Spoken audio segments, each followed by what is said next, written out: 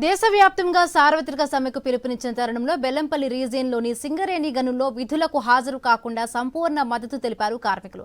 కేంద్రం తీసుకువచ్చిన 4 చీకటి చట్టాలను తక్షణం రద్దు చేయాలని డిమాండ్ చేశారు. ఏఐటీయూసీ అధ్యక్షుడు సీతారామయ్య కేంద్రం తన వైఖరి మార్చుకోకపోతే రానున్న రోజుల్లో ఉద్యమాలు చేయడానికి సిద్ధంగా ఉన్నామంటున్న సీతారామయ్యతో ఐ న్యూస్ ప్రతినిధి శ్రీనివాస్ ఫేస్ టు ఫేస్.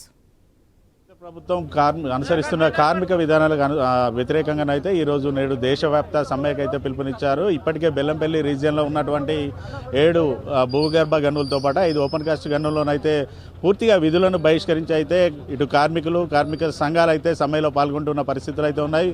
ప్రస్తుతానికి మనకు అందుబాటులో ఏఐటీసీ అధ్యక్షుడు వేజ్ బోర్డు మెంబర్ సీతారామయ్య ఉన్నారు. ఆయన అడిగి తెలుసుకున్నారు. సార్ చెప్పండి, అసలు ప్రధానంగా మీ డిమాండ్స్ ఏంటి? గతంలో కూడా దేశవ్యాప్త సమ్మెలు అయితే చేశారు, కేంద్రం దిగి వచ్చినటువంటి సందర్భాలు అయితే లేవు. ఈ సమ్మెతోటి ఇటు కేంద్రానికి ఎటువంటి బుద్ధి చెప్పబోతున్నారు? రానున్న రోజుల్లో ఏ రకంగా ఉద్యమాలను చేయబోతున్నారు?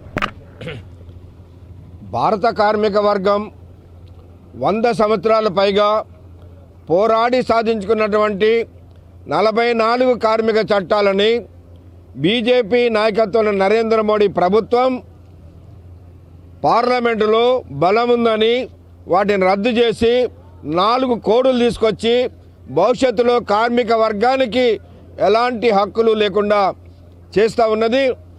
దానికి నిరసనగా గతంలో కూడా సమ్మె చేశాం.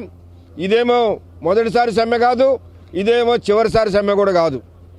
ఈ ప్రభుత్వం దిగొచ్చి ఈ 4 కోడులు రద్దు చేసుకొని 44 కార్మిక చట్టాలని అమలు పరిచే వరకు కూడా ఈ సమ్మెలు కొనసాగుతాయి.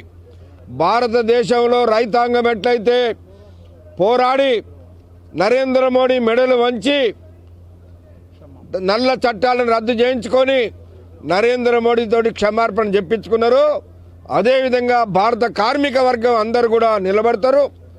ఈ సమ్మె ఈరోజు కొత్తగూడెం, ఎల్లందు, మణుగూరు, భూపాలపల్లి, అట్లనే గోదావరికని, శ్రీరాంపూర్, మందమరి, బెల్లంపల్లి ప్రాంతాలలో సంపూర్ణంగా కార్మికులే స్వచ్ఛందంగా ఈ సమ్మెలో పాల్గొన్నారు. ఒక్క కార్మికుడు కూడా బావి మీదకి రాలేదు. అంటే ఇవాళ కార్మిక వర్గంలో ఈ నరేంద్ర మోడీ విధానం పైన ఎంత వ్యతిరేకత ఉందని అర్థమవుతా ఉన్నది. అట్లాగే ఇవాళ ఈ చట్టాల రద్దుకి మద్దతు ఇస్తూనే ఈ రాష్ట్ర ప్రభుత్వం మరి అదే జీవో 282 జీవో ప్రకారం 10 గంటల పనిదినం చేయాలని మొన్న జీవో ఇవ్వడం అనేది ఇది చాలా సిగ్గుచేటైన విషయం.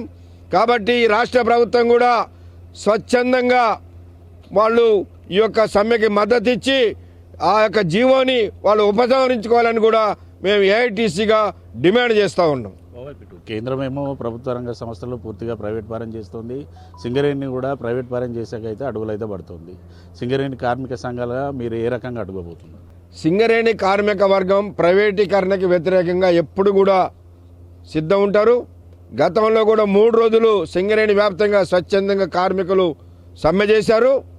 ఇప్పుడు కూడా ప్రైవేటీకరణ కావచ్చు, లేదా ఈ 44 చట్టాల రద్దుకు కావచ్చు, 4 కోడుల అమలుకు కావచ్చు, కార్మికులు స్వచ్ఛందంగా సిద్ధంగా ఉంటారు. భవిష్యత్తులో మరింత పోరాటాలు జరుగుతాయని కూడా తెలియపరుస్తూ ఉన్నాం. దాదాపు చూడొచ్చు, ఇటు ఏఐటీయూసీ నుంచి అయితే ఒకటే డిమాండ్ వినిపిస్తుంది. 4 చట్టాలను తీసుకొచ్చి పూర్తిగా కార్మికులకు సంబంధించిన విధి విధానాలు అయితే ఇటు ఇబ్బందులు గురి చేస్తున్న సందర్భాలు అయితే ఉన్నాయి. ఖచ్చితంగా కేంద్రం అనుసరిస్తున్న విధానాలను కనుక మార్చుకోకపోతే మాత్రం రానున్న రోజుల్లో కలిసి వచ్చే సంఘాలతోటి తమ డిమాండ్ల సాధన కోసం ఇటు పూర్తిగా ఈ ఉద్యమాలు చేయడానికి కూడా సిద్ధంగా ఉన్నాను అంటూ ఆయన చెప్తున్న పరిస్థితులు అయితే ఉన్నాయి. Video journalist Ramesh Srinivas, I news, Srirampur, RK7 mine వద్ద నుండి.